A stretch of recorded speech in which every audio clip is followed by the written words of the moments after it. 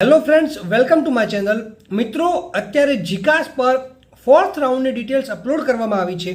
તો મિત્રો, આ વિડીયોમાં આપણે 4th રાઉન્ડ વિશે જાણીશું.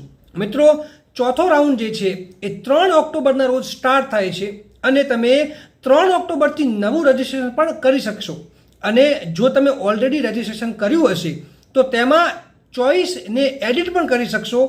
હવે જો મિત્રો તમારે કોલેજની ચોઇસીસ જે છે એ સેમ જ રાખવી હોય તો તમારે કંઈ પણ કરવાની જરૂર નથી. તમે જે 3rd રાઉન્ડ માટે કોલેજે સિલેક્ટ કરી હશે એ જ કોલેજીસ ફરીથી 4th રાઉન્ડમાં પણ સિલેક્ટ થઈ જશે. હવે મિત્રો, 3 ઓક્ટોબરના રોજ 4th રાઉન્ડ સ્ટાર્ટ થાય છે અને 4 ઓક્ટોબરના લાસ્ટ ડેટ છે એપ્લાય કરવા માટેની. મિત્રો, એના પછી 5 ઓક્ટોબરથી 7 ઓક્ટોબર સુધીમાં કોલેજીસ દ્વારા જે પણ સ્ટુડન્ટ્સ મેરિટમાં આવતા હશે તેમને ઓફર કરવામાં આવશે. હવે મિત્રો, અમુક કોલેજીસ 5 તારીખના પણ તમને ઓફર કરી શકે છે, જ્યારે અમુક કોલેજીસ દ્વારા 7 ઓક્ટોબરના સાંજે પણ ઓફર કરવામાં આવી શકે છે, જેથી તમારે ઓફર માટે 7 ઓક્ટોબર સુધી રાહ જોવાની રહેશે. હવે મિત્રો, જો તમને કોઈ કોલેજ દ્વારા ઓફર કરવામાં આવે છે તો તમારે એ કોલેજમાં ડોક્યુમેન્ટ્સ ઓરિજિનલ તથા તેની ઝેરોક્સ કોપી અને સાથે તમારું ઓફર લેટર લઈને કોલેજમાં જઈને સબમિટ કરવાનું રહેશે. અને મિત્રો, તમારે કોલેજની ફીસ પણ પે કરવાની રહેશે.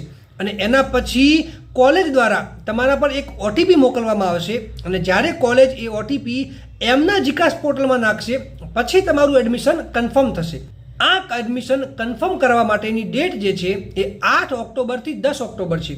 તો મિત્રો, 4th રાઉન્ડ માટે તમારે તમારું એડમિશન 8 ઓક્ટોબરથી 10 ઓક્ટોબર વચ્ચે કરાવવાનું રહેશે.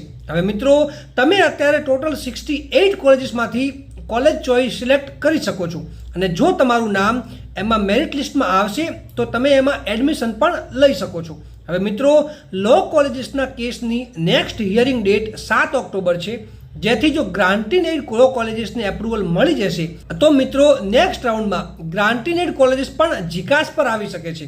અને મિત્રો, તમે કઈ કોલેજમાં એડમિશન લેવા માંગો છો તે તમે મને કમેન્ટ સેક્શનમાં જરૂરથી જણાવજો. અને જો તમને કોઈ ક્વેશ્ચન હોય તો તમે મને કમેન્ટ સેક્શનમાં પૂછી શકો છો. અને આ વિડીયોને લાઈક કરો, વધારેમાં વધારે શેર કરો અને મારી ચેનલને સબસ્ક્રાઈબ કરવાનું ના ભૂલતા.